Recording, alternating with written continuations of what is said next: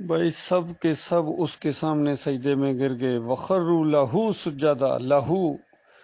لہو کی ضمیر اللہ کے لیے ہے، اللہ کے سامنے سجدے میں گر گئے، اس کے سامنے سجدے میں گر گئے جس نے یعقوب علیہ السلام کو پیدا کیا، اس کے سامنے سجدے میں گر گئے جس نے یوسف علیہ السلام کو پیدا کیا، اس کے سامنے سجدے میں گر گئے جس نے ابراہیم علیہ السلام کے اوپر اپنی رحمتیں اور برکتیں نازل فرمائیں، اس کے سامنے سجدے میں گر گئے جس نے اسماعیل علیہ السلام کے اوپر رحمتیں اور برکتیں نازل فرمائیں، اس کے سامنے سجدے میں گر گئے جس نے یوسف علیہ السلام کو کنان سے ایک بچے کو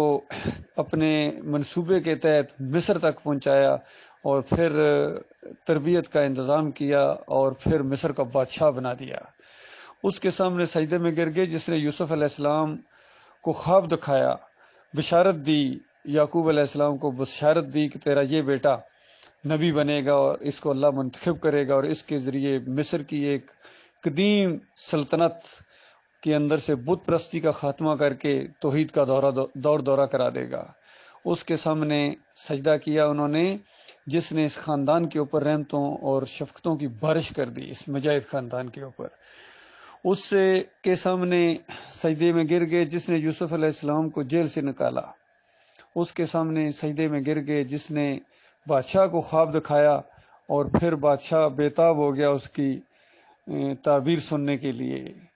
اس کے سامنے سجدے میں گر گئے جس نے جیل کے ساتھیوں کو اللہ کے دیے ہوئے علم، اس اللہ کے سامنے سجدہ ریز ہوا جس نے علم سے نوازا یوسف علیہ السلام کو باتوں کی تہ تک پہنچنے کا، اور جو جیل کے دو ساتھیوں نے جو خواب دیکھا تو یوسف علیہ السلام نے کہا یہ وہ علم ہے جو میرے رب نے دیا ہے، اور بالکل اللہ تعالیٰ نے اس کو سچا کر دکھایا۔ تو یہ لہو کی ضمیر اللہ کے لیے ہے، ہر قدم کے اوپر اس اللہ کے سامنے سجدے میں گر گئے جس نے یہ قرآن نازل فرمایا، جس نے یہ بہترین قصہ نازل فرمایا ہے، پورا سسٹم یہ قرآن کا مضمون ہی بندہ اور اللہ ہے، بندہ اور اللہ یہ مضمون ہے قرآن کا، اس کی بندگی کے طریقے بتائے گئے، اس کو بتایا گیا تجھے اپنی بندگی کے لیے پیدا کی ہے، سارے انبیاء نے یہی دعوت دی، اس اللہ کے سامنے سجدے میں گر گئے جو سب انبیاء کا رب ہے، جس نے پوری کائنات کو اپنی بندگی کے لیے بنایا ہے، پوری کائنات اس کو سجدے کرتی ہے، پوری کائنات اس کی تسبیح بیان کرتی ہے، اس اللہ کے سامنے سجدے میں گر گئے جس کے سامنے تمام انبیاء سجدے میں گرا کرتے تھے۔ نص ہے قرآن کی سورہ مریم آیت نمبر 58، مالک فرماتا ہے جب ان کے سامنے میری نشانیاں آتی ہیں، میری قدرت کی نشانیاں، میری طاقت کی نشانیاں، میری یہ بات جب سچی ثابت ہو جائے تو یہ ثابت ہو جاتا ہے کہ واقعی اللہ الہ ہے اور اس کے علاوہ کوئی الہ نہیں ہے، واقعی اللہ تعالیٰ جو چاہے کر گزرتا ہے، اس اللہ کے سامنے سجدے میں گر گئے۔ یہ معاملہ ہے، یہ عربی کا ایک قاعدہ ہے کہ جب کہنے والا اور سننے والا بالکل کسی شک میں نہ پڑے کہ کس کی بات ہو رہی ہے، وہاں اسم نہیں لایا جاتا ہے۔ یہ خوبصورتی ہے عرب کے اندر عربی زبان کی کہ وہاں اسم نہیں لایا جاتا، اور ان کو سب سے بڑا دھوکہ یہاں لگا ہے کہ اسم کوئی نہیں ہے، پہلے اسم کوئی نہیں ہے، خروا لہو، یہ پہلے اسم کوئی نہیں ہے، کسی کا نام تو کوئی نہیں ہے، نہ یوسف علیہ السلام کا ہے نہ اللہ کا ہے۔ بھائی جب بات سجدے کی ہو، بات جب بندگی کی ہو، بات جب شکر گزاری کی ہو، تو خود اللہ کی طرف یہ معاملہ جائے گا، کسی اور کی طرف جا ہی نہیں سکتا ہے۔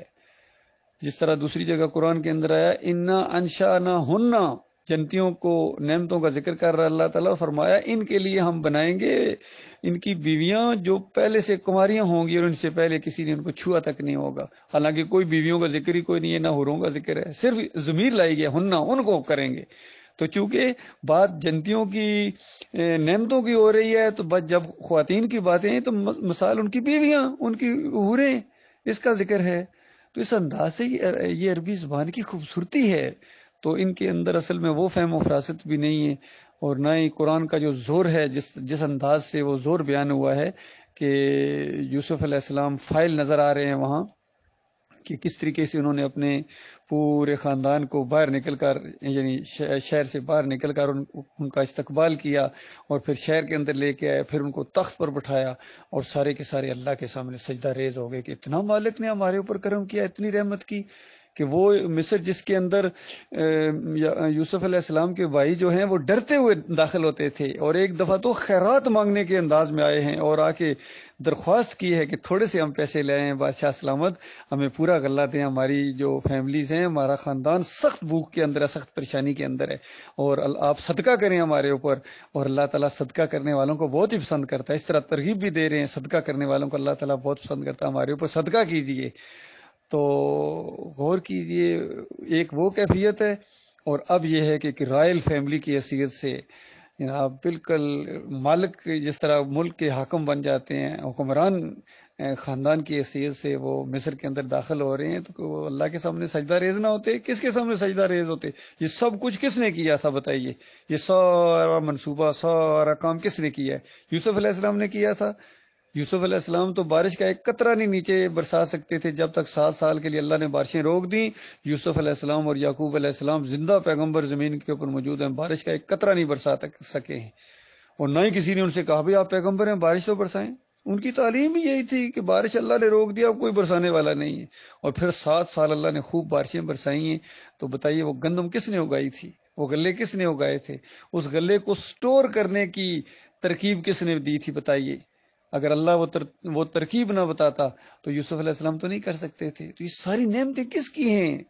اس اللہ کے سامنے یہ سجدہ ریز ہو گئے۔ یہ اللہ کا حق ہے، اس کو سجدہ کیا جائے، ہر لحاظ سے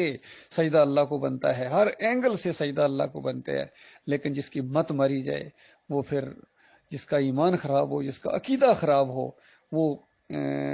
اس طرح تفسیر کرتا ہے کہ یوسف علیہ السلام کو سجدہ ہوا، اندازہ لگائیے ان کی مت ماری گئی، ان سرفروں کی۔ اللہ تعالیٰ ان کو مرنے سے پہلے توبہ کی توفیق دے، اور جو مر گئے وہ تو فارغ ہو گئے، اور جو بچ گئے ہیں ان کے لیے موقع ہے۔